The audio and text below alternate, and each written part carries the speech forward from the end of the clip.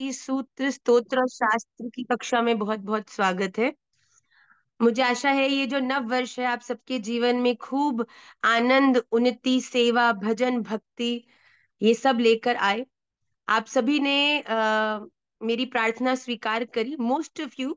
जैसा कि मुझे मैसेजेस के माध्यम से और फोटोज के माध्यम से पता चल रहा है कि आप सभी ने श्रीमद् भगवत गीता का जो संकल्प हमने निमाई पाठशाला एज अ होल लिया है, जिसमें प्रतिदिन हम प्रथम चैप्टर से 2 श्लोकों को एक नवीन पुस्तक में लिखकर अपने हाथों से इस पूरे वर्ष में संपूर्ण श्रीमद् भगवत गीता को लिखकर श्री राधा रमन देव जी को समर्पित करेंगे, उनको एक गिफ्ट की तरह उन्हें ऑफर करेंगे, जिसे प्रसादी करने के बाद वो पुस्तक आपको गुरुदेव द्वारा अपने हाथों से उनके द्वारा आपको प्रदान की जाएगी, जो आजीवन न केवल आपके लिए बल्कि आपके आने वाली जो जनरेशन है उनके लिए भी एक बहुत बड़ी उपलब्धि होगी।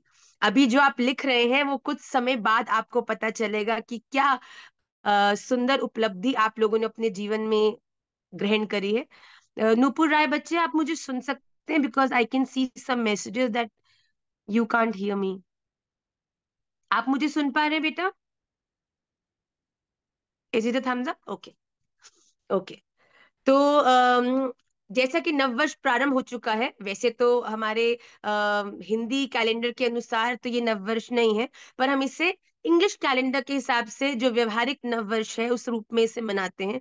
और अपने जीवन में सात्विक ऊर्जा, पॉजिटिविटी लाने के लिए अगर ये हम नव वर्ष और ऐसे दिनों की प्रतीक्षा करते हैं, बिकॉज बड़ा पॉपुलर है to make new year resolutions, तो मेरे को लगता है अपने जीवन में प्रतिदिन ही एक न्यू ईयर के रूप में आप मनाएं और प्रतिदिन अपने जीवन में उन नए रेजोल्यूशंस को लाके अपने जीवन को और सार्थक करें। हम सबके जीवन में बहुत सारी अपने अपने विकार हैं, किसी में क्रोध ज्यादा है, किसी में लोभ ज्यादा है, किसी में मोह ज्यादा है। तो अपने अनुसार इस नव वर्ष के अंदर हम लोग अपने जीवन में देखो, जैसा कि मैंने पूर्व में भी संकेत किया है, जीवन का बहुत सारा समय निकल चुका है, बहुत तीव्र गति से, और जीवन आगे निकल भी रहा है।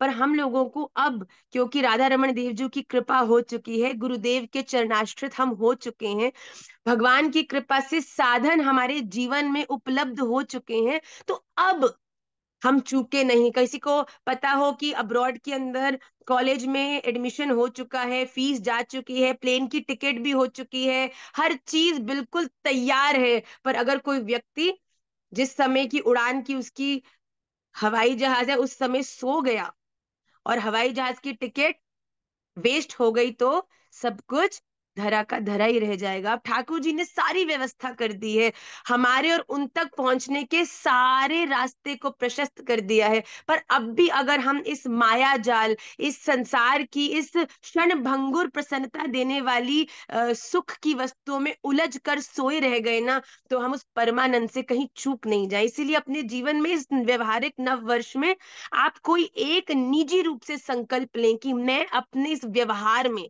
मैं अपने आचरण में इस एक वस्तु पर ज्यादा केंद्र कर कर इसे अपने जीवन में कम से कम करने का प्रयास करूंगा। जैसे कि कोई व्यक्ति अगर ये एक संकल्प लेता है कि इस नव व्यवहारिक वर्ष से मैं ज्यादा प्रसन्न रहने का प्रयास करूंगा, छोटी छोटी बातों में विचलित नहीं होऊंगा, तो अपने आप को जब आप बार बार इस प्रकार की चीजों से आइडेंटिफाई कराएंगे, तो ये चीजें आपके जीवन में, देखिए, कभी भी नकारात्मक सोच को नहीं रखना।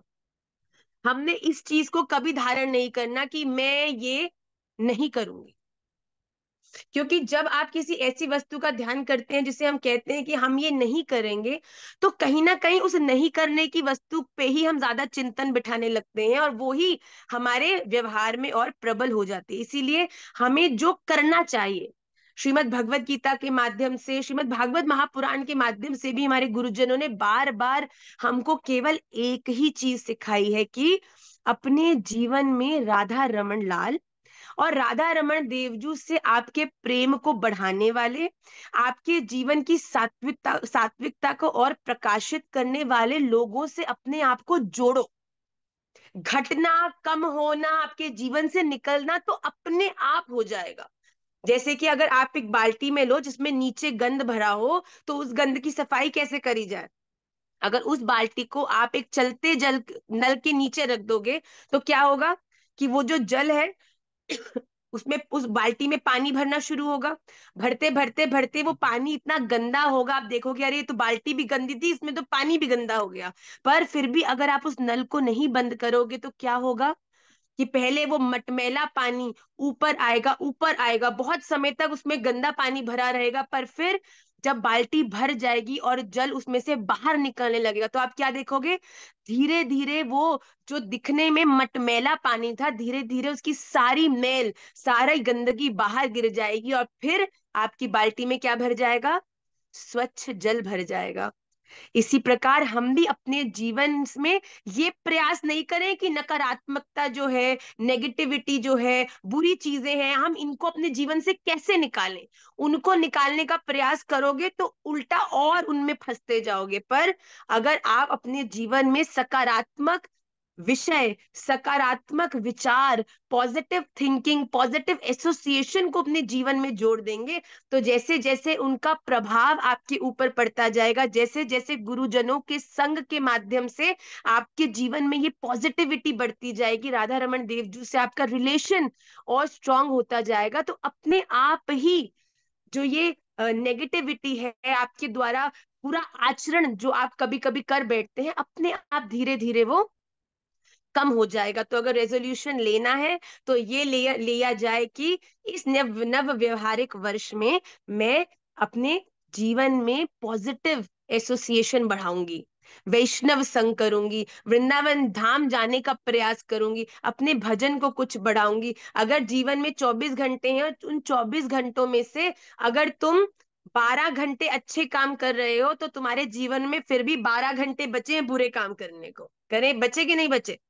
पर अपने जीवन में आप जितना अच्छे कामों में अपने आप को लगा दोगे, 12 से 13 घंटे तो हो नहीं सकते, हो सकते हैं क्यों, किसी की है घड़ी के अंदर? तो मतलब 12 घंटे से अर्थ है मतलब मेरा एएम और पीएम वाला, मतलब 24 घंटे, ठीक है ना? तो कई कई मान जो हमारी घड़ी में तो 24 घंटे है, हमारे पास तो ज्यादा समय। तो जब आप अपने जीवन में 12 अच्छे और 12 बुरे में से जब आप अपने जीवन में 16 अच्छे कर दोगे तो अपने आप ही आपको बुरे काम या कुछ ना काम करने के लिए समय को कम करने की जरूरत नहीं पड़ेगी। जब अच्छी चीज में ज्यादा समय लग जाएगा तो बुरी चीज में अपने आप ही समय बचेगा ही नहीं। तो हम सब ये सदा प्रयास करें, अपने जीवन में कोई एक पॉजिटिव चीज को जोड़कर अपने इस व्यवहारिक नव वर्ष को और सुंदर बनाएं। आइए आज की कक्षा में हम सभी प्रवेश करते हैं। I am really really looking forward to the Bhagavad Gita granth जो आप सभी लोग लिख रहे हैं, और साल के आखिरी में एज अ गिफ्ट मैंने आप सबसे ये मांगा है, अगर आपने अपने जीवन में 1% भी कुछ परिवर्तन फील किया है मेरे छोटे से प्रयास के कारण, तो आप ये मुझे एज अ गिफ्ट देंगे, जो कि आपके भाव को मैं महाराज श्री के माध्यम से श्री राधा रमन देव जी के चरणों तक पहुंचाने की पूर्ण कोशिश करूंगी। तो आई एम वेरी एक्साइटेड कब ये नववर्ष एंड होगा और मुझे आप सबके द्वारा हस्तलिखित भगवत गीता मिलेगी। मैं एक एक भगवत गीता का दर्शन करना चाहती हूँ और उसे स्वयं पढ़ना चाहती हूँ। और आप सब बहुत लोग लिख रहे हैं, मैं जानती हूँ, मुझे रोज फोटोज आती है, मैं प्रयास करती हूँ मैक्सिमम शेयर भी कर दूं। फिर भी अगर किसी की चूक गई हूं तो आप मुझे क्षमा करिएगा। आइए हम सभी लोग अपने नेत्र बंद करके वर्ष नव हो चाहे पुराना हो, पर जब तक श्री राधा रमन देव जी के चरणाश्रित नहीं है तो वो जो नव वर्ष भी है वो भी सफल नहीं हो सकता, क्योंकि एक भक्त का जीवन का प्रारंभ भी श्री राधा रमन देव जी के चरणों से है और उसका विश्राम भी श्री लाल जी के ही चरणों में है। तो आइए आप सभी लोग ने नेत्र बंद करके राधा रमन देव जी का ध्यान करें। कृष्णाय वासुदेवाय हरये परमात्मने प्रणतः क्लेशनाशाय गोविन्दाय नमो नमः। सच्चिदानंद रूपाय विश्वोत्पत्त्यादिहेतवे तापत्रय विनाशाय श्रीकृष्णाय वयं नुमः। श्रीरामाय वयं नुमः, श्रीगौराय वयं नुमः। वन्देऽहं श्रीगुरौ श्रीयुतपदकमलं श्रीगुरुन् वैष्णवांश्च श्रीरूपं साग्रजातं सहगण रघुनाथान् वितं तं सजीवं साद्वैतं सावधूतं परिजनसहितं कृष्ण चैतन्य देवं श्री राधा कृष्ण पादान् सहगण ललिता श्रीविशाखान्वितांश्च अनर्पितचरिं चिरात् करुणयावतीर्णः कलौ समर्पयितुं नतोज्ज्वलरसां स्वभक्तिश्रियं हरिः पुरटसुन्दरद्युतिकदम्बसन्दीपितः सदा हृदयकन्दरे स्फुरतु वः सचिनन्दनः आजानुलम्बितभुजौ कनकावदातौ सङ्कीर्तनैकपितरौ कमलायताक्षौ विश्वम्भरौ द्विजवरौ करुणावतारौ वंदे जगत प्रिय करौ करुणावतारौ श्री कृष्ण चैतन्य प्रभु नित्यानंद श्री अद्वैत गदाधर श्रीवासादि गौर भक्त वृंद हरे कृष्णा कृष्णा कृष्णा हरे हरे हरे राम राम राम हरे हरे हरे कृष्णा कृष्णा कृष्णा हरे हरे हरे राम राम राम हरे हरे हरे कृष्णा कृष्णा कृष्णा हरे हरे हरे राम राम राम हरे हरे श्री राधा रमण लाल की जय श्रीमन चैतन्य महाप्रभु की जय श्री वृंदावन धाम की जय श्री सद्गुरुदेव भगवान की जय जय जय श्री राधे जय श्री राधे जय श्री राधे श्याम निताई गौर हरि बोल गौर प्रेमानंदे हरि हरि बोल श्री राधा रमन देव जी के श्री चरणों में संपूर्ण गुरु परंपरा के श्री चरणों में और आप सभी वैष्णव वृंद के चरणों में मैं अपना दंडवत प्रणाम करती हूँ। आइए आज की कक्षा में हम प्रवेश करें। श्रीमद् भगवत गीता के द्वितीय अध्याय में हम लोग इस समय द्वितीय अध्याय के पाठ में हैं। मैं जिसका नाम लूं केवल वही अपने आप को अनम्यूट करे, बाकी सब अपने आप को म्यूट रखेंगे। मैं निवेदन करती हूँ स्वाति राजपुरोहित जी से कि वो द्वितीय अध्याय के प्रथम श्लोक से प्रारंभ करें। ओम श्री परमात्मने नमः। राधे राधे श्रीमद् मैया। भगवत गीता अथ द्वितीय अध्याय। संजय उवाच। बेटा हम ऐसा करेंगे क्योंकि हमने काफी श्लोक कर लिए हैं और कक्षा का काफी समय लगेगा। हम ऐसा करेंगे, हम 30th श्लोक से प्रारंभ करेंगे, 30वें श्लोक से। बेटा देहि नित्यम, उस श्लोक से आप पाठ प्रारंभ करें बेटा। जी मैया। देहि नित्यमवध्योऽयं देहे सर्वस्य भारत तस्मात् सर्वाणि भूतानि न तं शोचितुमर्हसि। बहुत सुंदर। ऋतु तिवारी बच्चे। राधे राधे। राधे राधे बच्चे। स्वधर्मम् अपि चावेक्ष्य न विकम्पितुमर्हसि। धर्मा विद्धि धर्मा धर्मा धर्मादि धर्म्यादि धर्मध्याश्चेयो अनंत क्षत्रियस्य न विद्यते। सुंदर प्रयास बेटा, वेरी गुड ऋतु। स्वधर्मम अपि चावेक्ष न विकम्पितुमर्हसि धर्म्याद्धि युद्धात् श्रेयोन्यत् क्षत्रियस्य न विद्यते। ठीक है बेटा, और अभ्यास करेंगे। मोनिका जी। यदृच्छया। राधे राधे मैया। राधे राधे बेटा। यदृच्छया चोपपन्नं स्वर्गद्वारमपावृतं सुखिनः क्षत्रियाः पार्थ लभन्ते युद्धमीदृशम्। बहुत सुंदर। सुखी न क्षत्रिय पार्थ लभन्ते युद्धमीदृशम्। बहुत सुंदर तन्वी। अथ चेत्तम अथ चेत्त्वम इमं धर्म्यम। राधे श्याम मैया। राधे राधे बेटा। अथं चेत्तं त्वम् इमं धर्म्यं संग्रामं न करिष्यसि तत्सद्धर्मकीर्तिं च हित्वा पापम् अवाप्स्यसि। सुंदर प्रयास। अथ चेत्त्वम इमं धर्म्यम संग्रामं न करिष्यसि ततः स्वधर्मं कीर्तिं च हित्वा पापमवाप्स्यसि। हरिओम जी। अकीर्तिम अनम्यूट करके हरिओम जी। राधे श्याम जी। राधे राधे हरिओम जी। अकीर्ति चापि भूतानि कथयन्ति ते वयम् संभावित चाकीर्तिर् मरणादतिरिच्यते। सुंदर प्रयास। अकीर्तिम चापि भूतानि कथयिष्यन्ति ते व्ययाम संभावितस्य चाकीर्तिर्मरणाद अतिरिच्यते। ठीक है, सुंदर प्रयास। रीमा मुटरेजा जी।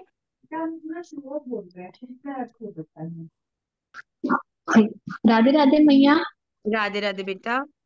ये विंध्या जी, सुधीर गुप्ता जी मैया प्लीज म्यूट रखिए जी। मैया मैया हाँ जी। I just want to tell one thing. हाँ मैया, जी। मेरे क्लास में आने के पहले आपकी स्टूडेंट मेरा पूरा रिवीजन लेती है। वाह, जय हो। आपकी स्टूडेंट एक्चुअली वो मेरी वो वन ऑफ मुझे द पूरा ब्राइटेस्ट रिवीजन देती स्टूडेंट्स है और I am proud to have her. और बहुत अच्छी बात है, देखो आपके पास दो दो टीचर्स हैं। और और मैया वो मुझे पनिश भी करती है अगर मैं उच्चारण में कुछ अशुद्धता हो जाए या गलत हाँ, हो जाए, वो मुझे नहीं नहीं पनिश भी नहीं नहीं करती है। नहीं, ये तो खूब प्रेम की बात है, आप पनिश प्रयास कर रहे मीन्स हो। Repeat 5 times.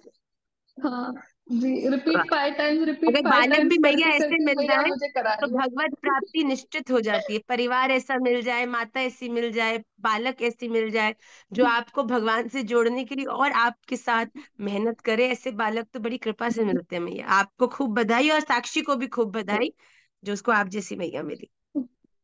हाँ जी मैया। जय हो भयाद्रिणाद मैया। परतम। जी मैया। जी जी जी। सुनाइए। भयाद्रणादुपरतं मन्ये त्वं बहुमतो भूत्वा यास्यसि लाघवम्। सुंदर। भयाद्रिणादुपरतं मन्स्यन्ते त्वां महारथः येषां च त्वं बहुमतो भूत्वा यास्यसि लाघवम्। और विशाल बेटा, विशाल भाटिया। राधे राधे मैया, दंडवत प्रणाम। राधे राधे लाला। अवाचे वादाश बहुन् वदिष्यन्ति तवाहितः निन्दन्तस्तव सामर्थ्यं ततो दुःखतरं नु किम्। सुंदर बेटा, एब्सोल्युटली परफेक्ट उच्चारण। आकांक्षा शुक्ला जी। राधे राधे मैया। राधे राधे बेटा।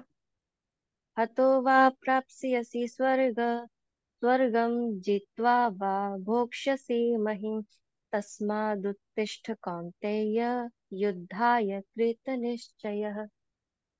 बहुत सुंदर बेटा, वेरी गुड। नेक्स्ट है मोहित कौस्ता जी। सुख दुखे समे कृत्वा। अनम्यूट करिए। हाँ, अब गाइए। हाँ। सुखदुःखे समे कृत्वा लाभालाभो जयाजयो ततो युद्धाय युज्यस्व नैव पापं वाप्यसे। बहुत, आपका शुरू का उच्चारण जबरदस्त था मोहित जी। आपने क्या, आपने इम्प्रूवमेंट हुए, very very proud of you. ततो थैंक यू। युद्धाय युज्यस्व नैवं पापम वाप्स्यसि। ठीक है, बहुत सुंदर मोहित जी, वेरी गुड। ऐसी करते रहिए, आपका बिल्कुल उच्चारण सही हो जाएगा। सुधांशु। एषा ते भिहिता सांख्ये।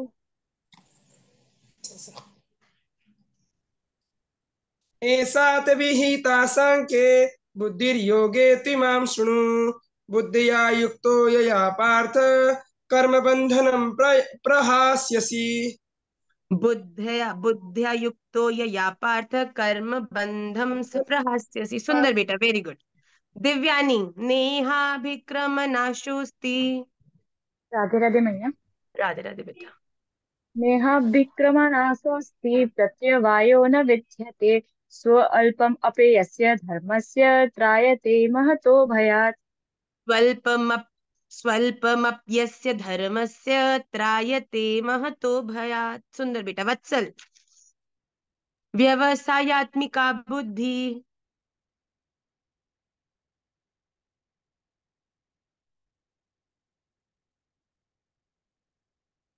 वत्सल अनम्यूट करो बेटा, आपकी आवाज नहीं आ रही। आपने हेडफोन्स लगाए, कुछ कनेक्ट किया हुआ है? यू नॉट ऑडिबल बच्चे। रौनक। राधे श्याम मैया। राधे राधे बेटा। व्यवसायात्मिका बुद्धि गिरेः कुरु नन्दन बहुशाखाहन्तराक्ष बुद्धो व्यवसायिनाम्। कुछ नहीं होता, वेरी गुड ट्राई। व्यवसायात्मिका बुद्धि रेकेह कुरु नंदन बहुशाखा ह्यनन्ताश्च। ठीक है, ह्यनन्ताश्च बुद्धयो व्यवसायिनाम। ठीक है, सनातनी जी। यामिमाम। राधे राधे मैया। राधे राधे बेटा। यामिमां पुष्पतां वाचं प्रवदन्त्य विपश्चितः वेदवादरताः पार्थ नान्यदस्तीतिवादिनः। सुंदर, बहुत सुंदर। काजल। कामात्मानः स्वर्गपरा।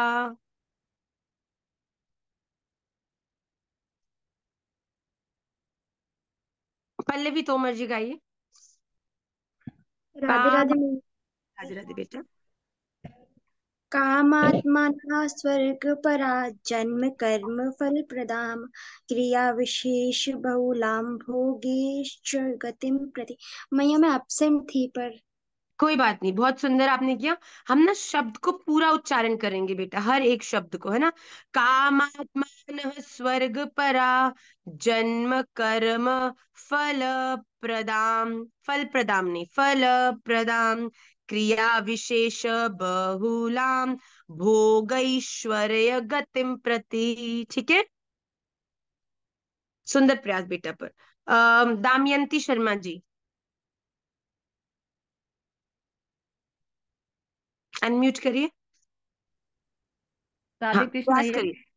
हाँ, मैंने लास्ट क्लास तो ज्वाइन नहीं की मैया, फिर भी प्रयास करती हूँ। प्रयास, बिल्कुल प्रयास ही हमारी सफलता है मैया।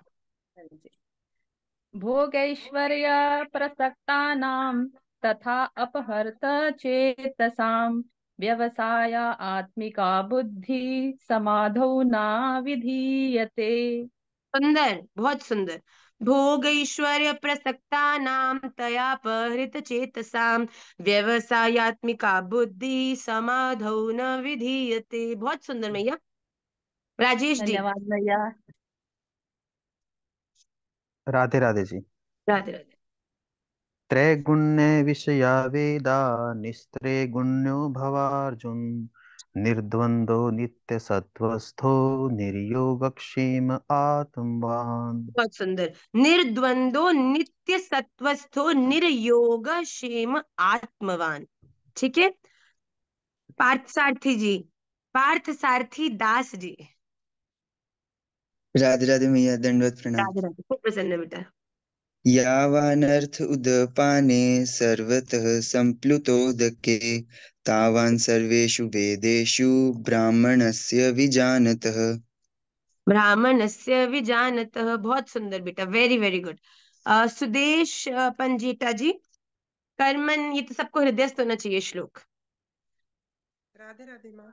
कर्मण्येवाधिकारस्ते मा फलेषु कदाचन मा कर्म फल हे कदाचन, न पूरा, कदाचन हलंत नहीं है ना। कदाचन मा कर्म फल हेतुर्भूर्मा ते संगोस्त्व कर्मणि। कर्मण्येवाधिकारस्ते मा फलेषु कदाचन मा कर्मफल हेतुर्भुर्मा ते संगोस्त्व कर्मणि। ओमी जी। योगस्थः कुरु कर्माणि। प्रणाम राधे। राधे राधे बेटा। योगस्थः कुरु कर्माणि सङ्गं त्यक्त्वा धनञ्जय सिद्ध्यसिद्ध्यो समभूत्वा समत्वं योग उच्यते। समत्वम योग उच्यते। बहुत सुंदर प्रयास बेटा, वेरी गुड उच्चारण एक्चुअली। योगस्थ कुरु कर्माणि संगम त्यक्त्वा धनंजय सिद्ध सिद्ध्यो समो भूत्वा समत्वम योग उच्यते। वेरी गुड बेटा। नेक्स्ट श्लोक, मोनिका जी। दूरेण। दूरेण वरं कर्म बुद्धियोगा धनञ्जय बुद्धौ शरणमविच्छम बुद्धौ बुद्धौ शरणम अन्विच्छ कृपणः। फलहेतवः। Very good. काजल। क्वत्रा। बुद्धियुक्तो जहातीह। बुद्धियुक्त जहाति वा उभे सुकृत दुष्कृते तस्मात् घोगया तस्माद्योगाय युज्यस्व। द्यो विद्यालय होता है ना, द्यो। तस्माद्योगाय युज्यस्व। तस्माद्योगाय युज्यस्व योगा कर्मसु कौशल्यम। योगा नहीं, योगः कर्मसु कौशलम। रंजीता जी, आप प्रयास करेंगे? कर्मजम। सॉरी मैया, प्रणाम मैया। प्रणाम बेटा। कर्म बुद्धि युक्ता ही फल कर्मजम बुद्धि, कर्मजम भी है बेटा। कर्मजम बुद्धि युक्ता ही फलं त्यक्त्वा मनीषिणः जन्म बंध विमुक्त्वा। विनिर्मुक्तः। सर माफ करना भैया, गलती हो गई। कोई बात नहीं बेटा। जन्म बंध विनिर्मुक्तः पदम गच्छन्त्यनामयम्। कर्मजं बुद्धियुक्ता हि फलं त्यक्त्वा मनीषिणः जन्म बंध विनिर्मुक्तः पदम गच्छन्त्यनामयम्। राधिका अरोरा जी, यदा ते मोह नमस्कार मैया। कलीलम। राधे राधे बेटा। अम, Mansi, concentrate on driving, don't look here. यदा ते मोहकलिलं बुद्धिर्व्यतितरिष्यति तदा गन्तासि निर्वेदं श्रोतव्यस्य श्रुतस्य च। बहुत सुंदर उच्चारण बेटा। कोमल जी, श्रुति विप्रतिपन्ना ते। कोमल चावला जी, अनम्यूट करिए। श्रुति विपरीता पन्ना ते यदा तथा सेति निश्चला। श्रुति विप्रतिपन्ना ते यदा स्थास्यति निश्चला समाधावचला बुद्धिस्तदा योगमवाप्स्यसि। सौम्या बेटा। अर्जुन उवाच। राधे राधे मैया। राधे राधे बेटा। अर्जुन उवाच स्थितप्रज्ञस्य का भाषा समाधिस्थस्य केशव स्थितधि किं प्रभाषेत किमासीत व्रजेत किम। वेरी गुड बेटा। अस्थित नहीं है, स्थित प्रज्ञ से का भाषा समाधिस्थ से केशव स्थित दी किम प्रभाषेत किमासीत व्रजेत किम। ठीक है। नेक्स्ट जो है वो नेक्स्ट श्लोक मधु कपूर जी। श्री भगवान उवाच। आखिरी श्लोक आज का, फिर हम कक्षा में अगले श्लोकों में प्रवेश करेंगे। श्री भगवान उवाच प्रजहाति यदा कामान् सर्वान् पार्थ मनोगतान् आत्मन्येवात्मना तुष्टा स्थितप्रज्ञस्य दोच्यते। स्थितप्रज्ञस्तदोच्यते। बहुत सुंदर। श्री राधा रमण लाल की जय। आइए हम आगे और श्लोकों में को आप सबकी स्क्रीन पर पहला श्लोक है आज की कक्षा का। दुःखेष्वनुद्विग्नमनः सुखेषु विगत स्पृह वीतराग भय क्रोधः स्थितधीर्मुनिरुच्यते। इसको संधि करेंगे तो कैसे है? दुःखेषु अनुद्विग्न मनः सुखेषु विगत स्पृह वीतराग भय क्रोध स्थितधि मुनि उच्यते। दुःखेषु मतलब दुखों की प्राप्ति होने पर, अनुद्विग्न मनः जिसके मन में उद्वेग नहीं होता, सुखेषु सुख की प्राप्ति में, विगत स्पृह जो सर्वथा निष्प्रिय है तथा अनअटैच्ड है, वीतराग जिसके राग मतलब अटैचमेंट, भो भय मतलब जिससे वो डरता है, और क्रोध भय, वीतराग भय क्रोध नष्ट हो गए हो ऐसा मुनि ही मुनि स्थित धी स्थिर बुद्धि उच्चते कहा जाता है। इससे पहले वाले श्लोक में भगवान ने क्या बताया था? जिस काल में साधक मन में आई संपूर्ण कामनाओं का भली भांति त्याग कर देता है। अर्थात हम अपने मन के, हमारा जो मन है वो हमारी बुद्धि के वश में है, हमारा अपनी कामनाओं पर नियंत्रण होना प्रारंभ हो जाएगा, तब हम स्थिर बुद्धि होने के योग्य होते जाएंगे। अर्थात जब हमारा जो विवेक है, जो हमारी बुद्धि है, वो इतनी प्रबल, इतनी स्ट्रांग हो जाएगी कि हम अपने जीवन में हर निर्णय को बुद्धि से लेने में सक्षम होंगे। और जब हम बुद्धि से, अपने विवेक से हर निर्णय को लेंगे, तब क्या होगा? सुख और दुख जैसी कोई वस्तु ही जीवन में नहीं रह जाएगी। क्योंकि क्या कह रहे हैं? दुख की प्राप्ति होने पर जिसके मन में उद्वेग नहीं हो, मतलब जब जीवन में प्रतिकूलताएं आए, जब वो व्यक्ति जीवन में दुखी ना हो, और सुख की प्राप्ति होने पर जिसके मन में स्पृहा भी नहीं होती, मतलब कि जो अपने जीवन की प्रतिकूलताओं को भी राधा रमन देव जी की कृपा समझकर कि ठाकुर जी ने मुझे मेरे जीवन में इस परिस्थिति को दिया है, निश्चित रूप से ये मेरे लिए हितकारी ही होगी। अगर आज ये मुझे सुख नहीं दे रही, पर मेरी गति के लिए, मेरे इस रास्ते के लिए ये कहीं ना कहीं निश्चित रूप से मेरे लिए हितकारी ही होने वाली है। जब एक व्यक्ति इस बात से अपने जीवन की प्रतिकूलताओं को और राधा रमन देवजू की ही कृपा स्वरूप जीवन की अनुकूलताओं को भी धारण करने लग जाता है, जो राग, राग मतलब अटैचमेंट्स, प्रेम, भय और क्रोध से सर्वथा रहित हो जाता है,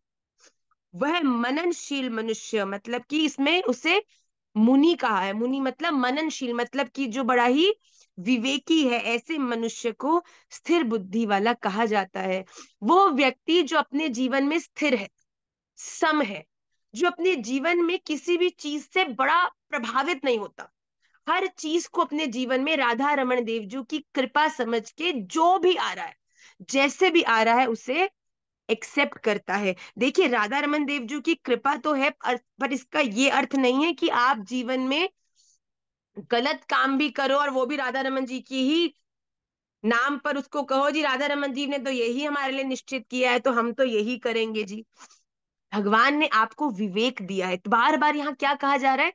अपनी बुद्धि पर काम करो, बुद्धि से निर्णय लो, अपने विवेक को और प्रबल करो, क्योंकि आप जीवन के निर्णय अपने विवेक से लेते हैं, आपकी स्वतः इच्छा से लेते हैं। हमारे जीवन में दो रास्ते हैं, एक सही रास्ता है, एक गलत रास्ता है। ये हमारा विवेक है कि हम सही रास्ता चुनेंगे। पर अगर हमने शॉर्ट टर्म ग्रोथ देख के ज्यादा प्रॉफिट कमाने के चक्कर में गलत रास्ता चुन लिया, तो अब हमारे विवेक से हमने जो निर्णय किया उसके अनुसार जो गति होगी वो राधा रमन देव जो हमारे लिए निश्चित करते हैं। पर ये नहीं है किसी को कहा जाए भैया तो एक हाथ एक पैर उठा ले, तो अब ये तुम्हारा निर्णय है कि तुम लेफ्ट पैर उठा रहे हो कि राइट उठा रहे हो। अब तुमने जो पैर उठाया है उसके हिसाब से ही तुम दूसरे पैर का उपयोग कर सकते हो। अगर तुमने सही रास्ते का चयन किया है तो तुम्हारे जीवन में भी अंत तो गत्वा कृपा ही परिवर्षित होगी। पर अगर तुमने अपने जीवन में गलत रास्ते का चयन खुद किया है तो उसमें राधा रमन देव जी की कोई आप पर कृपा नहीं है, ये आपके स्वयं का निर्णय है। पर हाँ, उस निर्णय के आधार पर जो आपकी गति होगी वो श्री राधा रमन देव जी ही सुनिश्चित करते हैं।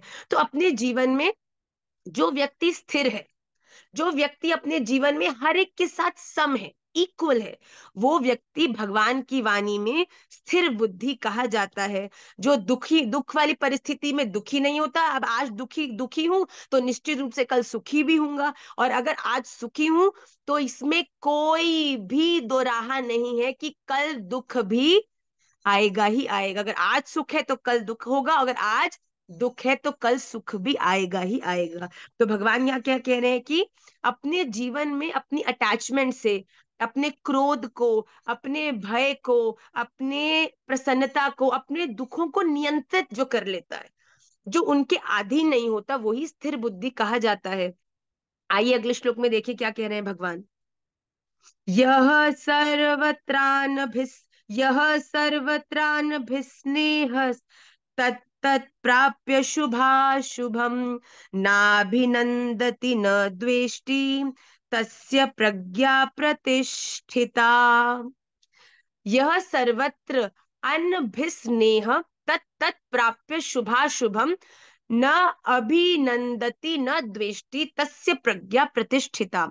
यह मतलब जो पुरुष सर्वत्र सदा अनभिस्नेह स्नेह रहित हुआ, मतलब अनअटैच्ड हुआ, तत्त उस शुभाशुभम शुभ या अशुभ वस्तु को प्राप्त होकर न तो अभिनंदती प्रसन्न होता है और ना ही द्वेष्टि द्वेष करता है, तस्य उसकी बुद्धि स्थिर है।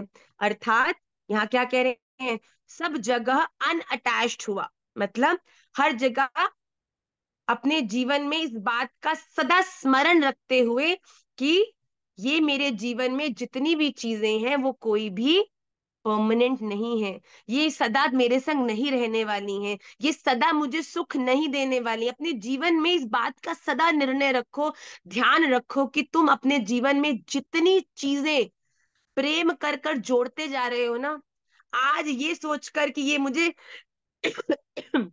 सुख देने वाली हैं, वो ही चीजें कुछ समय बाद तुम्हारे दुख का कारण बनेंगी। इसलिए जीवन में कम से कम अपने आप को इमोशनली इन्वेस्ट करना चाहिए। इन्वेस्ट करना ही है तो उसमें करो जो आपकी उस प्रेम का सम्मान भी करे, उसको निभा भी सके। सब जगह आसक्ति रहित हुआ जो मनुष्य उस शुभ अशुभ को प्राप्त करके, मतलब कि शुभ मतलब मेरे जीवन में जिसने मुझे प्रसन्नता दी, अशुभ मतलब मेरे जीवन वो चीजें जिन्होंने मेरे जीवन में मुझे दुख दिया। जो व्यक्ति सुख दुख से ऊपर उठकर केवल अपने कर्मों पर ध्यान देता है कि मुझे ये करना चाहिए, इससे मेरे गुरु गोविंद प्रसन्न होंगे, इससे मुझे अंत तो गत्वा प्रसन्नता मिलेगी कि दुख मिलेगा, इससे मुझे कोई फर्क नहीं पड़ता। और वो व्यक्ति जो न तो प्रसन्न होता है और ना ही द्वेष करता है, मतलब जीवन में प्रसन्नता आई तो भी सम है, अगर जीवन में दुख आया तो फिर भी प्रसन्न ही है, अपने जीवन में सम है, खुश है। राधा रमन देव जी मेरा ध्यान रख रहे हैं, जो हो रहा है अच्छा हो रहा है, जो हो रहा है बढ़िया हो रहा है, जो होगा वो बढ़िया ही होगा, बस मैं अपने कर्म पर पूरी तरह से ध्यान दूंगी। मैं अपने जीवन में जो मुझे करना चाहिए, जो राधा रमन देव जी ने मुझे कर्तव्य दिया है, ड्यूटी दी है, उसको मैं पूरी तरह अच्छी तरह निभाऊंगी। अभी हम लोग विट्ठल भगवान के श्री पंडरपुर नाथ में धाम में दर्शन करके आए हैं। देखिए यहाँ पर एक भक्त ने अपने कर्तव्य, आप सभी लोग पुंडलीक भक्त की कथा को तो जानते होंगे, और जो नहीं जानते मैं संक्षिप्त में बता दूं कि पुंडलीक एक ऐसे भक्त हैं भगवान के जो अपने माता पिता की सेवा में सदा पूर्ण निष्ठा रखते। तो एक बार भगवान द्वारिकाधीश उनसे इतने प्रसन्न हो गए कि उनसे मिलने के लिए वो पंढरपुर धाम पहुंच गए। अब वहां पहुंचे तो वहां पर पुंडलीक जी अभी भी अपने माता पिता की चरण सेवा कर रहे, तो भगवान ने आकर उन्होंने कहा कि मैं तुमसे मिलने आया हूं। तो उन्होंने क्या करा, एक ईंट को खिसकाकर कहा कि अभी आप यहाँ बैठ के प्रतीक्षा करो, जब मैं अपने माता पिता की सेवा से निवृत्त हो जाऊंगा तो आके आपसे भेंट करूंगा, मिलूंगा। तो वहां पर ईंट पर बैठे बैठे, ईंट को महाराष्ट्र में कहते हैं ईंट ठ, तो वहां पर इट्ठल इट्ठल कह के आज भगवान का नाम विट्ठल हो गया।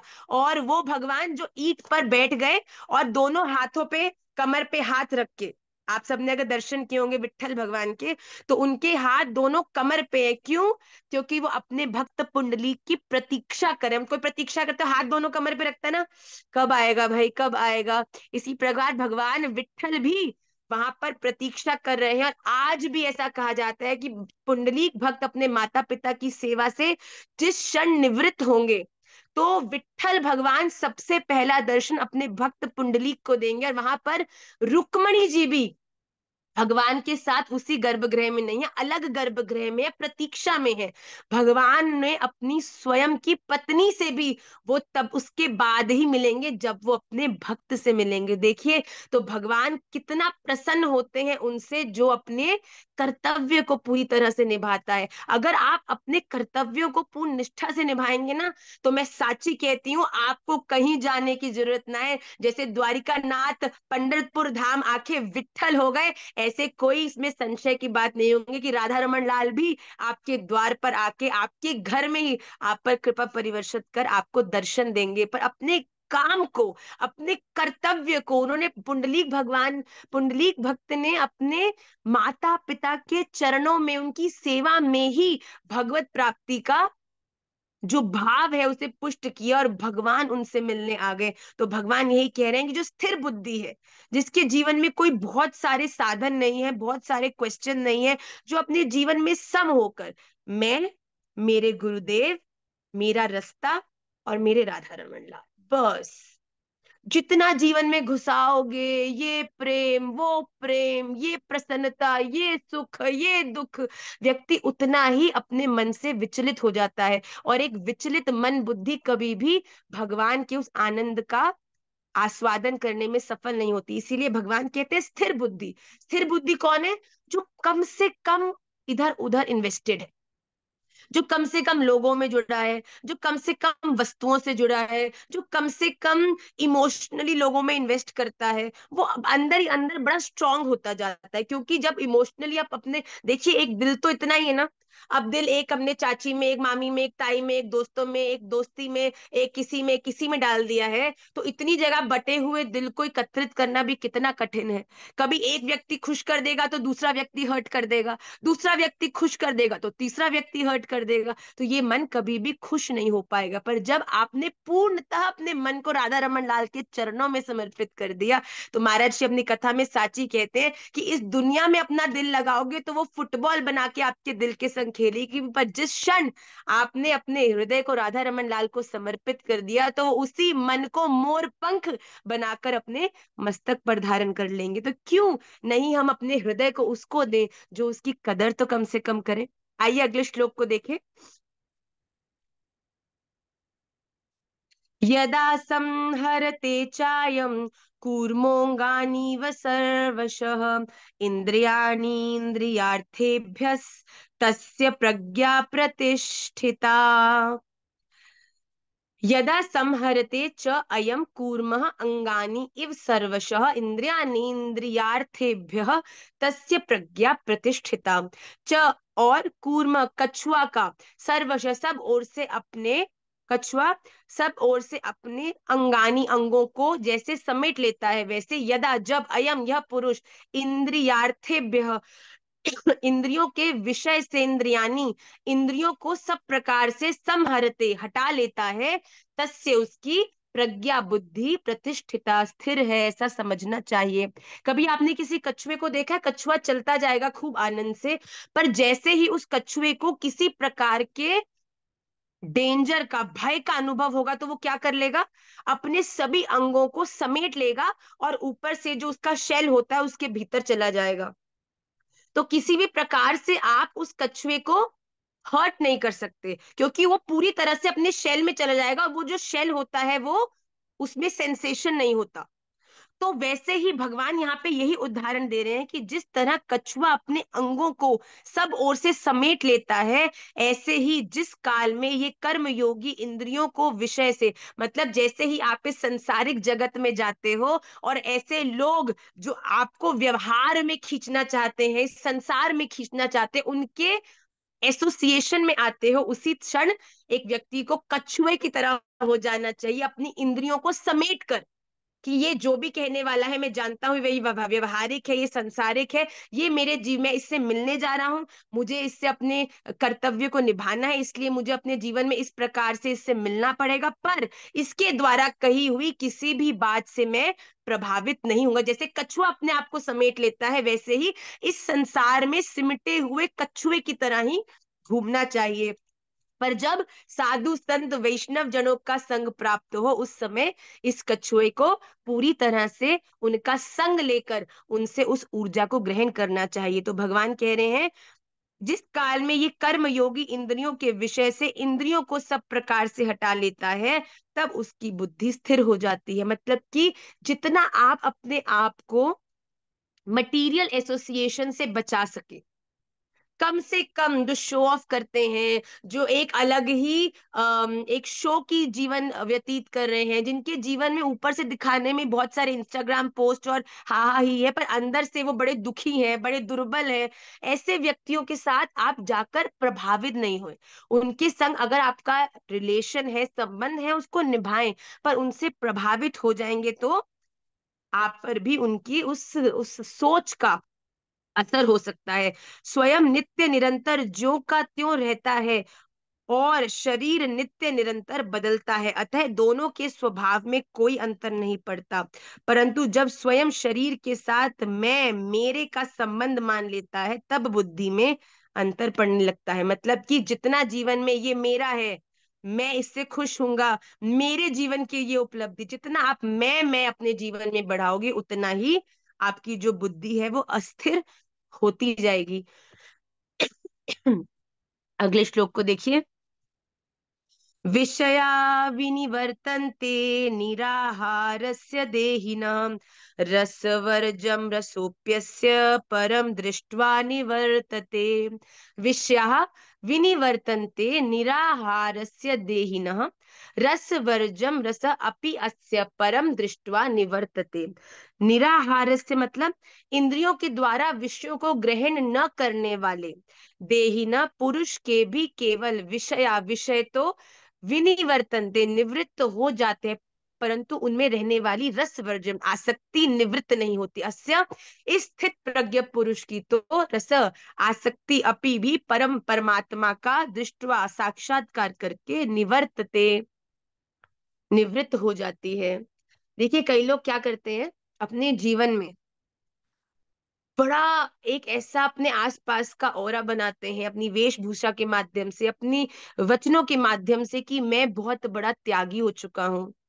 कई लोग संन्यास धारण कर लेते हैं, ये प्रिटेंड करते हैं कि बहुत सारी चीजों से मैं निवृत्त हो चुका हूं, अब मेरे जीवन में किसी भी प्रकार का व्यवहार का, लोकाचार का, ऐश्वर्य का, इन सब का प्रवेश नहीं है। पर ऊपर से दिखाने में तो बड़े ऐसे होते हैं, पर अंदर से अभी भी दोष दृष्टि, अभी भी दूसरों की चुगली करने में बड़ा आनंद आता है, अभी भी जैसे ही उनको अवसर मिलता है अनर्गल खान पान करने में, अनर्गल बोलने में, अनर्गल अपने जीवन में व्यवहारों को निभाने में वो बड़े रस लेते हैं। ऐसे व्यक्तियों को भगवान कहते हैं कि तुम दिखाने में चाहे ऐसा प्रिटेंड करो कि तुम इन सब चीजों से निवृत्त हो चुके हो, पर अगर अभी भी तुम मन से इन सब चीजों में रस ले रहे हो ना, तब भी तुम्हारी कभी स्थिर बुद्धि नहीं हो सकती। पर जिस क्षण आपका भगवान के चरणों में समर्पण हो जाता है, उनके गुणों से आपका साक्षात्कार हो जाता है, तब अपने आप ही मनुष्य को इन सब चीजों में रस आना बंद हो जाता है। कोई दो व्यक्ति बैठ के किसी की बुराई कर रहे होंगे ना, तो आपको अंदर से अच्छा नहीं लगेगा कि ये क्यों इस प्रकार की बात करके इतना बहुमूल्य समय व्यर्थ कर रहे हैं, इनको क्या मतलब है, वो क्या भी हो कैसा भी हो, हमको क्या पता आज एक व्यक्ति जिस भी परिवेश में है वो ऐसा क्यों है, क्यों हमें इतना इंटरेस्ट होता है दूसरों की लाइफ के बारे में जानने में, दूसरों की लाइफ पर टिप्पणी करने में, दूसरे किस प्रकार से खा रहे हैं, बैठ रहे हैं, सो रहे हैं, बातें कर रहे हैं। इन सब में अपनी बुद्धि प्रवेश कर कर आप कहीं किसी की मदद नहीं बल्कि स्वयं के प्रति ही बहुत बड़ा अपराध कर कर अपनी बुद्धि को ही खराब कर रहे हैं, अपनी गति को ही खराब कर रहे हैं। तो भगवान कह रहे हैं कि एक स्थिर बुद्धि मनुष्य का ये आचरण है कि वो व्यवहार में कम से कम हो भी जाता है और व्यवहार की बातों में उसको रस भी नहीं आने लगता, मतलब कि उसको इन प्रकार की बातों में कोई रुचि नहीं रह जाती। अगले श्लोक में देखें, आज का लास्ट श्लोक। यततो ह्यपि कौन्तेय पुरुषस्य विपश्चितः इंद्रियाणि प्रमाथीनि हरन्ति प्रसभं मनः। यततः हि अपि कौन्तेय पुरुषस्य विपश्चितः इंद्रियाणि प्रमाथीनि हरन्ति प्रसभं मनः। कौन्तेय हे अर्जुन, ही आसक्ति का नाश न होने के कारण प्रमाथीनी ये प्रमथन स्वभाव वाली इंद्रियां यततः यत्न करते हुए विपश्चितः बुद्धिमान पुरुषस्य पुरुष के मन को अपि भी प्रसभम प्रसभम बलात् हरंती हर लेती है। अर्थात देखिए, जो व्यक्ति दिखावे के लिए बुद्धि का प्रयोग करके दुनिया को दिखा तो रहा है कि मैं त्यागी हो गया हूं, मेरा अपनी जीवन में पूर्णतः अपने कर्मों पर कंट्रोल है, अपनी इंद्रियों पर नियंत्रण है, पर अगर अंदर से अभी भी उसकी इंद्रियां चंचल है, अभी भी अगर वो इस लोकाचार व्यवहार में आनंद ले रहा है, दोष दृष्टि रख रहा है, भगवान कहते हैं वैसा व्यक्ति बहुत देर तक इस नाटक को नहीं निभा सकता, क्योंकि अंत तो गत्वा आपकी इंद्रियां आप पर ऐसी हावी हो जाएंगी कि ये ढोंग बहुत देर तक आप दूसरों के सामने न करके आपकी एक ना एक दिन पोल का ढोल खुल ही जाएगा। आप बहुत समय तक प्रयास करके अपने इस स्वभाव को अंदर रख सकते हैं, पर जब आप लोगों से चर्चा करेंगे, वो कहीं ना कहीं आपका जो रियल, आपका जो स्वभाव है वो समय के संग बाहर आएगा ही आएगा। तो भगवान कह रहे कर्मयोगी साधक उन संपूर्ण इंद्रियों को, सॉरी, कारण ये है कि रस बुद्धि रहने से, मतलब अपने मनी मन, इन अपनी इंद्रियों को ये रसात्मक दोष देने से यत्न करते हुए विद्वान मनुष्य की प्रमथीन प्रमथनशील इंद्रियां उसके मन को बलपूर्वक हल लेती हैं। मतलब आपकी इंद्रियां जो है वो आपके मन पर हावी होकर आपको, जो आपका रियल, आपका जो इंटरेस्ट है, आपका जो रियल कैरेक्टर है, उसे बाहर प्रकाशित कर देती है। इसीलिए मैं साची कहूं, अपने ऊपरी परिवेश पे काम ना करके अगर आप अपनी इंद्रियों पर काम करते हैं, क्योंकि जब मन में प्रेम घटित होगा ना, जब इस दुनिया के प्रति मन में वैराग्य उत्पन्न हो जाता है, जब आप आसक्ति रहित मन से हो जाते हो ना, तो चाहे तिलक ना भी लगाया हो, चाहे कंठी ना भी पहनी हो, फिर भी आपके स्वभाव से, आपके आचरण से वो प्रेम, वो वैष्णवता छलकती है। भगवान कह रहे हैं कंठी तिलक धारण करके भी अगर तुम मन से व्यवहार में रुचि ले रहे हो तो तुम्हारी गति श्रेष्ठ नहीं है। पर अगर तुम मन से मेरे चरणों में चरणाश्रित हो गए, अगर तुमने मन से समर्पण कर लिया, तो अगर मन समर्पित हो गया तो ऊपरी बदलाव करने में ज्यादा समय एक भक्त को नहीं लगता। तो अपने आप, जब एक व्यक्ति को भगवान से प्रेम हो जाता है ना, तो अपने आप प्याज लहसुन छूट जाता है। अपने आप, जब आपको पता चलता है ना आपके प्रिय को ये चीज पसंद, आपको परिश्रम नहीं करना पड़ता। हमारा विवाह हुआ, हम बड़ी मॉडर्न थे, मैं साची कहती हूँ अपने, हम हमारा लगभग 10 वर्ष पहले विवाह हुआ। तो जब हमारा विवाह हुआ तब हम, जैसे दिव्यानी है, सौम्य है, ऐसी एक छोटे लाली थे 22 वर्ष के। पर जब विवाह हुआ, राधा रमन जी से प्रेम हुआ, तब महाराज श्री ने रास्ता दिखाया। स्वतः जीवन में कोई हमसे, आज भी हमारे पूर्व आश्रम के कुछ मित्र पूछते ना कि ये कैसे हो गया, मतलब क्या करा तुम्हारे संग कि ये आज तुम्हारी इस प्रकार से तुम्हारा परिवेश है, तो मैं मौन हो जाती हूँ। कोई एक वस्तु, एक दृष्टांत नहीं है जिसने जीवन बदल दिया। केवल एक चीज याद है, राधा रमन देव जी के दर्शन हुए और उनके योग्य बनने के लिए मन में संकल्प उठ गया। फिर क्या था, जो मेरे प्रिय को पसंद था उनके अनुकूल होते होते होते होते भगवान ने ऐसी कृपा कर दी कि आज लगता है कि शायद मुझसे सुंदर इस दुनिया में कोई है ही ना है, मुझसे प्रसन्न इस दुनिया में कोई है ही ना है। जब ये जीवन में, जब ये प्रसन्नता घट जाती है ना, जब आपको, देखो, आपको दिखाने की आवश्यकता नहीं पड़ती। आप जब चलते हो ना, तो भगवान का प्रेम आपके शरीर से उछल उछल के ऐसा बाहर उड़लता है कि आपके आसपास वाले भी आपकी इस मस्ती को पहचान कर इसका आस्वादन करना चाहते हैं। इसीलिए हम अपने जीवन में बाहरी परिवेश पे ज्यादा काम ना करें, अंदरूनी, अंदर से अपने विकारों पर काम करें, अंदर से अपनी इंद्रियों को कुछ संतुलित करें, ग्रंथों का अध्ययन करें, साधु संग करें। जब इस प्रकार से मन में निर्मलता आएगी ना, तो अपने आप, तिलक धारण करोगे नहीं करोगे कोई बात नहीं, पर जब आपके बिना तिलक धारण करे भी श्री राधा रमन देव जी आप पर खूब अपना प्रेम परिवर्षित करेंगे। तो आज के इन 5 श्लोकों को हम जल्दी से इनका अध्ययन करते हैं, फिर हम अगले गोपी गीत की ओर बढ़ेंगे, बहुत समय होने वाला है। दुख दुःखेष्वनुद्विग्नमनः सुखेषु विगतस्पृह वीतराग भय क्रोध स्थितधीर्मुनिरुच्यते। यः सर्वत्रानभिस्नेहस्तत्तत् प्राप्य शुभाशुभम् नाभिनन्दति न द्वेष्टि तस्य प्रज्ञा प्रतिष्ठिता। यदा संहरते चायं कूर्मोऽङ्गानीव सर्वशः इन्द्रियाणीन्द्रियार्थेभ्यस्तस्य प्रज्ञा प्रतिष्ठिता। विषया विनिवर्तन्ते निराहारस्य देहिनः रसवर्जं रसोऽप्यस्य परं दृष्ट्वा निवर्तते। यततो ह्यपि कौन्तेय पुरुषस्य विपश्चित इन्द्रियाणि प्रमाथीनि हरन्ति प्रसभं मनः। श्री राधा रमण लाल की जय। आइए कक्षा के स्तोत्र भाग की ओर हम लोग अग्रसर होते हैं। मैं निवेदन करूंगी सुधांशु से कि वो श्री गोपी गीत के प्रथम श्लोक का गान करें। श्री गोप्य उचुः। माता याद नहीं जय। किया सुधांशु? हाँ मैया। याद किया है? हाँ मैया। वेरी गुड बच्चे, सुनाओ। जयति तेऽधिकम् वाह। मनाव्रजः श्रयत इन्दिरा शाश्वतत्र हि दयितदृश्यताम् दीक्षुतावका स्तवैर्गीता सुता विचिन्वते। बहुत सुंदर। त्वाम विचिन्वते। कीर्ति गोस्वामी जी, वेरी गुड सुधांशु। धन्यवाद मैया। कीर्ति। राधे राधे मैया। राधे राधे बेटा। शरदुदाश्रये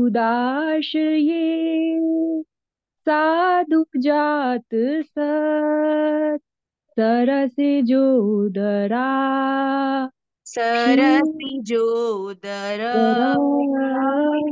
श्रीमुषादृशा सुरतनाथ ते अशुल्क दासिका वरदनिघ्नतो नेह किं वदाः। नेह किं वद। विशाल भाटिया। विष।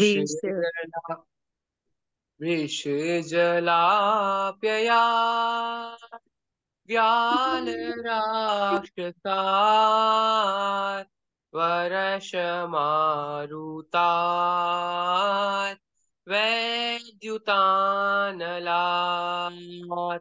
वृषमयात्मजा विश्वतो भयात् ऋषभते वयम् त्रक्षितामुः। वेरी गुड बेटा। आकांक्षा। राधे राधे मैया। राधे राधे बेटा। न खलु गोपिका नन्दनो भवान् अखिल देहिना अन्तरात्मद्रे विघ्न सार्थितो विश्वगुप्तये सखौ देवान् सात्वतां कुले। बहुत सुंदर। रुचिका जी। वीरचिता।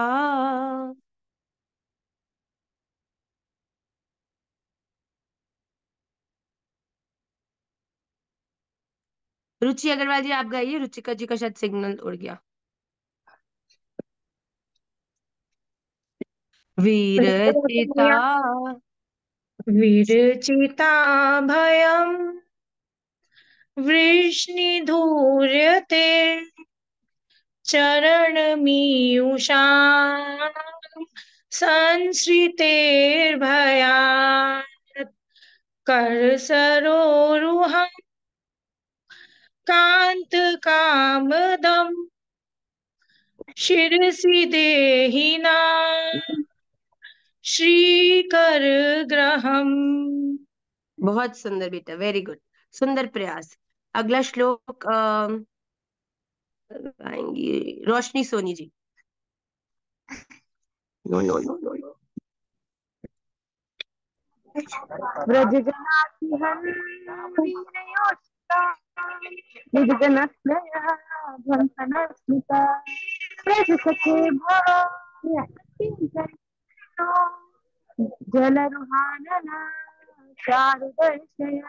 बहुत सुंदर बेटा, वेरी गुड। नेक्स्ट श्लोक मंजू अग्रवाल जी।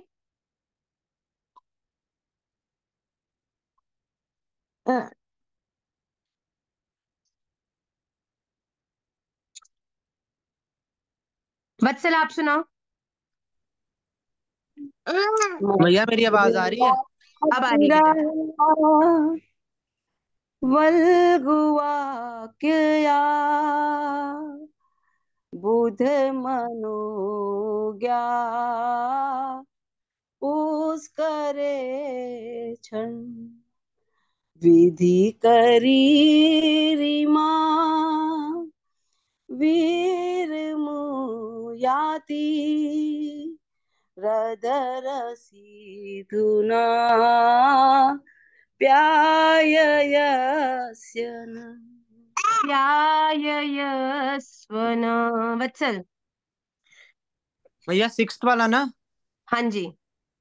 वीरज व्रज व्रज जन जनार्तिहन वीरयोषिताम निज जन स्मय ध्वंसिना स्मिता भज सखे भवत् किंकरी स्मनो जलरुहाननम चारुदर्शय कृष्ण आइए अब, हे बहुत सुंदर कृष्ण बेटा, वेरी गुड। हे। तो आइए अब हम गोपी गीत के सप्तम जो श्लोक है उसकी ओर बढ़ेंगे। प्रणत देहिना पाप कर त्रेण चरानुगम श्रीनिकेतनम फणिफणार्पितम् ते पदाम्बुजम् क्रेणुकुचेषुना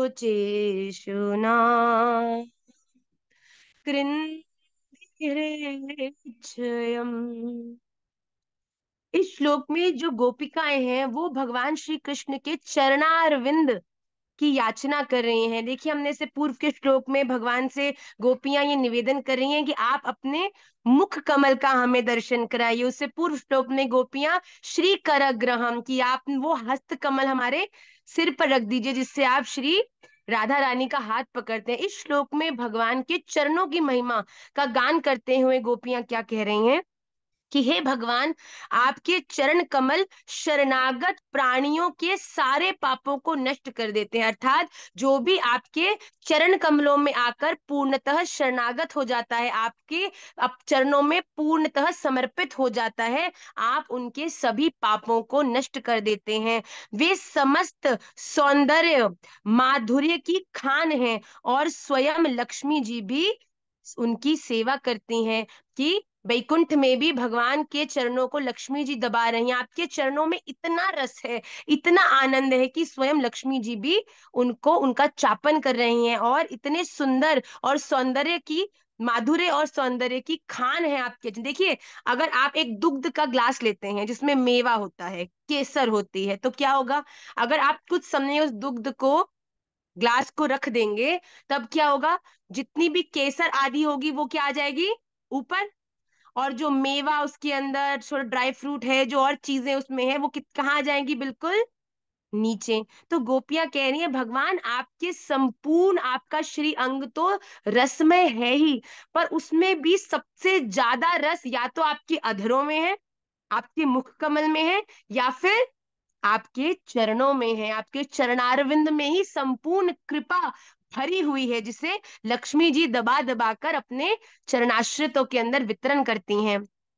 तुम उन्हीं चरणों से हमारे बछड़ों के पीछे पीछे चलते हो और हमारे लिए उन्हें सांप के फनों तक रखने पर भी तुमने संकोच नहीं किया। यहाँ गोपियां क्या कह रही हैं कि जो कालिया था उसका उस पर भी कृपा तुमने अपने चरणों के माध्यम से ही की। जब भगवान ने अपने चरणारविंद कालिया नाग के मस्तक पर रख गए तब गरुड़ जी ने भी उसे सहर्ष स्वीकार किया है। भगवान के चरणों की छाप जिसके सर पर छप जाती है, उसे संपूर्ण सृष्टि स्वीकार कर लेती है। और कहते हैं कि इन्हीं चरणों के माध्यम से तो तुम हमारे गैयाओं के बछड़ों के पीछे हुर्र हुर्र हुर्र करते हुए उनको चराने के लिए जंगल में ले जाते हो। उसके बाद क्या कह रही है, हमारा हृदय तुम्हारी विरह अग्नि में जल रहा है। क्या कह रही हैं, फणी फनार्पितम ते पदाम्बुजम, मतलब इतने फणों वाले कालिया नाग पर भी तुमने अपने चरणों के माध्यम से ही कृपा करी। पर अब तुम्हें अपनी हम परिस्थिति बताते हैं एक ठाकुर, कि हमारा भी जो हृदय है ना, वो तुम्हारी विरह, जो तुम्हारा जो ये विरह है ना, तुमसे जो ये हम दूर हो गई हैं, इसकी जो अग्नि है उससे जला जा रहा है। और क्या गोपियां यहाँ पे निवेदन करती हैं कि हमारा जो हृदय है तुम्हारी विरह व्यथा की आग से जल रहा है, तुम्हारी मिलन की आकांक्षा हमें सता रही है। तुम अपने वे ही चरणों से, वही चरण हमारे वक्ष स्थल पर रखकर हमारे हृदय की ज्वाला को भी शांत करो। तुम्हारे चरण कमल तो सबको शांति देने वाले हैं, संपूर्ण पापों को नष्ट करने वाले हैं। तुम्हारे चरणों के जो चंदन है वो तो सबके हृदय को शीतलता प्रदान करने वाला है। हे श्री कृष्ण, हमारे हृदय में भी ना एक बड़ी तीव्र अग्नि जल रही है, जिसे कहते हैं श्री कृष्ण विरह अग्नि। और उस विरह अग्नि को भी तुम केवल अपने चरणारविंद हमारे वक्षस्थल पर रखकर उस विरह अग्नि को कुछ शीतल करो, कुछ शांत करो, ऐसा कह रही हैं गोपियां। इस श्लोक में गोपियां भगवान श्री कृष्ण को कह रही हैं कि आप आकर हमारे हृदय पर अपने इन कोमल सौंदर्यपूर्ण चरणों को रखो, जिससे हमारा हृदय कुछ शीतल हो जाए। तो हम इस श्लोक को हृदयस्थ करेंगे इस पूरे हफ्ते में, और अगले हफ्ते हम अष्टम श्लोक की ओर अग्रसर होंगे। जल्दी से आज की कक्षा के सूत्र को हम एक बार एक बार एक मजदूर अपनी कंस्ट्रक्शन साइट पे काम कर रहा था। उसका सुपरवाइजर कुछ 10 फ्लोर ऊपर खड़ा होकर सबको मॉनिटर कर रहा था कि कौन क्या क्या कर रहा है। उसी समय उसके एक दोस्त का उसे फोन आया और वो कहने लगा कि मैं तुझसे मिलना चाहता हूँ। तो उसके उस सुपरवाइजर ने कहा कि काम की साइट को तो मैं छोड़ के अभी आ नहीं सकता, तो तू ऐसा कर, जिस साइट पे मैं काम कर रहा हूँ वहीं पर आकर मुझसे मिल ले। तो उसके दोस्त ने कहा बहुत सुंदर, मैं आता हूँ। तो जैसे ही उसका दोस्त उससे मिलने आया, दोनों दोस्तों के अंदर बातें शुरू हो गई। अब जब दोस्त दो बात करने लगते हैं तो किसी भी चीज का ध्यान नहीं रहता। बात करते करते करते करते किसी तरीके से बात स्पिरिचुअलिटी तक आ गई, भगवत प्रेम तक आ गई कि स्पिरिचुअलिटी क्या होती है। तभी उसका जो दोस्त था वो कहने लगा, भैया अब तो ना जमाना बहुत बदल चुका है। पहले ही होता था कि लोग केवल दुख में ही भगवान को याद करते थे, आजकल सुख में भी भगवान को याद करने लगे हैं लोग। मतलब दुनिया में लोग थोड़े सतर्क हो रहे हैं, लोग परिचित हो रहे हैं, विवेकी हो रहे हैं। तो उसका जो दोस्त था, जो सुपरवाइजर था, वो कहता है अरे तो क्या बात कर रहा है भैया, ये तो दुनिया में 1% से भी बड़े कम लोग हैं जो इस बात को सच में जीवन में उतारते हैं। आज भी 99.9% लोग ऐसे ही हैं जो दुख में तो उनको बड़े भगवान याद आते हैं, पर जब सुख आता है तो भगवान विस्मृत हो जाते हैं, भूल जाते हैं। तो उसने कहा अच्छा, कहता अच्छा तो मैं दिखा सकता हूँ तुझे। कहता अच्छा दिखा। बोल मैं देखो अभी तुझे तुरंत दिखाता हूँ। अब वो 10वें माले पर खड़ा था और नीचे लेबर काम कर रही थी। उस व्यक्ति ने क्या किया, अपनी जेब में से 10 का नोट निकाला और उस 10 के नोट को लेकर उसने 10वें माले से नीचे फेंका। अब वहां पर एक मजदूर काम कर रहा था और काम करते करते उसके सामने 10 का नोट आके गिरा। उसने क्या किया, ना इधर देखा ना उधर, जल्दी से वो 10 का नोट लपटा और अपने अंदर दुबा लिया और वहां से चला गया। नोट व्यवस्थित कर के वापस आया, फिर काम करने लगा। उस व्यक्ति ने कहा देख अब मैं तुझे दिखाता हूँ। उसने फिर क्या किया, 50 रुपए के नोट को उसी व्यक्ति ने जहां वो काम कर रहा था दोबारा से फेंका, और राधा रमन जी की कृपा से वो नोट फिर से उसी के सामने जाकर गिरा। अब फिर से जब 50 रुपए का नोट भी गिर गया तो फिर से उसने देखा अरे भाई आज तो भैया लॉटरी लग रही है, आज तो पता नहीं कमाल हो गया आज तो। तुरंत उसने उस नोट को भी दबोचा, ना इधर देखा ना उधर देखा, चुपचाप दबोच की कि कोई देख ना ले, कोई पकड़ ना ले। दौड़ गया और भाग के फिर से अपने उस नोट को उसी अंटी में छुपाया आया, दबाया आया। अब फिर से काम करने लगा। अब उस सुपरवाइजर ने कहा अब तू देख। अब उसने 500 की नोट ऊपर से फेंकी और 500 की नोट फेंकने के बाद भी जैसे उस व्यक्ति ने देखा कि नीचे 500 की नोट पड़ी है, उसने तो कहा भैया आज तो कमाल ही होगी, आज तो क्या मेरा दिन शुरू हुआ है भाई। तुरंत उठाए 500 की नोट, दबोची और फिर दौड़ गया। फिर से जाके उसको अंटी में दबाया। अब देख, उस व्यक्ति ने कहा, देख अभी तक इस व्यक्ति ने सारे नोट चुपचाप दबा लिए। अब उसने क्या किया सुपरवाइजर ने, अब उस सुपरवाइजर ने ऊपर से फेंका एक मोटा सा पत्थर, और ऊपर से जैसे ही पत्थर फेंका, उसी व्यक्ति की जाकर पीठ पर वो पत्थर लगा। और जैसे ही उसकी पीठ पर वो पत्थर लगा, उस व्यक्ति ने तुरंत ऊपर देखा। पहले 3 बार में ऊपर नहीं देखा कि कहाँ से नोट गिर रहे हैं, कोई पेड़ थोड़ी लगा है, पर जैसे ही उसकी पीठ पर जोरदारी का पत्थर पड़ा, जोर से चिल्ला रहा, अबे कौन है, अंधा दिखता नहीं है क्या, इस प्रकार से कहकर वो चिल्लाने लगा। और जब ऊपर देखा कि सुपरवाइजर ही खड़े, oh so sorry sir, so sorry sir, मुझे जोर से लगा तो इसलिए मैं भूल गया कि किसने मारा, देखना भूल गया।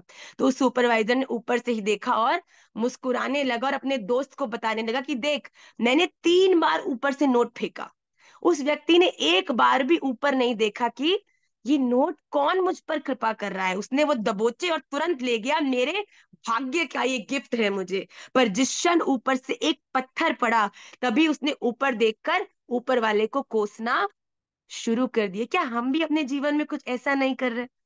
हमारे जीवन में न जाने भगवान कितनी छोटी छोटी खुशियां हमें देते जा रहे हैं, देते जा रहे हैं, पर हम एक क्षण के लिए भी उनको धन्यवाद नहीं करते। अपने जीवन में अपने परिश्रम को, अपने भाग्य को बड़ा समझकर उन सब चीजों को स्वीकार करते रहते हैं। पर जिस क्षण अपने जीवन में थोड़ी सी भी हिचकी आई, इतनी सी भी प्रतिकूलता आई, वहीं शुरू हो जाता है, भगवान, राधा रमन लाल, आप हो भी कि नहीं हो, आप देख भी पा रहे हो कि नहीं देख पा रहे हो कि मेरे संग क्या हो रहा है। उसी क्षण हम भगवान को कितना बुरा भला और कितना कोसना, उनके अस्तित्व तक को क्वेश्चन करने लग जाते हैं। तो इसीलिए ये मॉरल स्टोरी हमें एक बहुत सुंदर सूत्र हमारे जीवन में देती है कि अपने जीवन की हर उस छोटी खुशी पे धन्यवाद करो। अपने जीवन की छोटी छोटी चीजों पर भगवान को जब धन्यवाद करना शुरू करोगे ना, तब एक परिस्थिति ऐसी आ जाएगी, एक स्थिति ऐसी आ जाएगी कि बड़ी बड़ी प्रतिकूलताओं में भी आपको भगवान को धन्यवाद ही देने की कला आ जाएगी। जब आप इस बात से भली भांति परिचित हो जाओगे कि हमारे जीवन में जो कुछ भी हमें प्राप्त हो रहा है, चाहे वो खुशियां हैं, चाहे वो किसी भी प्रकार की स्थिति है, वो राधा रमन देवजू की कृपा ही हम सब पर किसी ना किसी रूप में परिवर्षित हो रही। इसीलिए अपने जीवन की बड़ी बड़ी आकांक्षाओं को ना इतना महत्वपूर्ण बनाकर जीवन में छोटी छोटी खुशियां, आपके जीवन में जो छोटे छोटे सुख भगवान ने आपको दिए हैं, उनको आइडेंटिफाई करके सदा उनके चरणों में दंडवत प्रणाम करके उन्हें धन्यवाद करें। अपनी जीवन की प्रसन्नताओं के लिए भी अपने राधा रमन को, अपने इष्ट को प्रणाम करें, और दुखों के लिए भी राधा रमन लालजू, एज आई ऑलवेज से, ये मेरे लिए अच्छा ही है, क्योंकि मेरे जीवन में आपकी हामी के बिना, आपकी इच्छा के विरुद्ध कुछ हो ही नहीं सकता। और अगर ये हो रहा है तो इसमें आपकी दृष्टि है, और अगर आपकी दृष्टि है तो ये मेरे लिए श्रेष्ठ ही होगा। इसीलिए हम भी जब ऊपर से कृपा बरसे तब भी ऊपर मुख करके धन्यवाद करें, और जब किसी प्रकार की प्रतिकूलता भी परिवर्षित हो तब भी ऊपर देखकर धन्यवाद ही करने की इस कला को सीखें। आप सभी के श्री चरणों में अपना प्रणाम करती हूँ। आप सबको भी बारंबार धन्यवाद देती हूँ। आप सब भी मेरे जीवन में वो छोटी छोटी नहीं, बहुत बड़ी बड़ी वाली खुशियां हैं जो मुझे श्री राधा रमन देवजू का अनुभव कराती हैं कि आपके माध्यम से वो मेरे बहुत बहुत बहुत बहुत बहुत करीब है, मुझसे बहुत प्रसन्न है। आप सभी उसका कारण है। इसलिए आपके श्री चरणों में बार बार अपना दंडवत प्रणाम करती हूँ। सदा मुझे सेवा में रखिएगा। कोई त्रुटि हो जाए तो उसके लिए पहले ही क्षमा मांगती हूँ, पर आपकी इस सेवा से मुझे कभी वंचित ना करे राधा रमन लाल, ऐसी मैं उनके चरणों में भी प्रार्थना करती हूँ। आप सबने मुझे जीने का कहते हैं ना कि जीना सिखाया। आप सबने मुझे जीना क्यों है, उसके उसके लिए आप सब मेरा लक्ष्य बन चुके हैं। इसीलिए आप सबके श्री चरणों में प्रणाम। और मैं अगले मंगलवार पुनः आप सबसे कक्षा में मिलूंगी। कल यात्रा में थी, इसीलिए कल की कक्षा नहीं हो पाई संध्या में, पर from the next week we will have the class on Tuesday only at 6:30 PM। आप सबको खूब ठाकुर जी आप पर कृपा करें और आपका संपूर्ण हफ्ता खूब आनंदमय हो, ऐसी मेरी प्रार्थना है। श्री राधा रमन लाल की जय।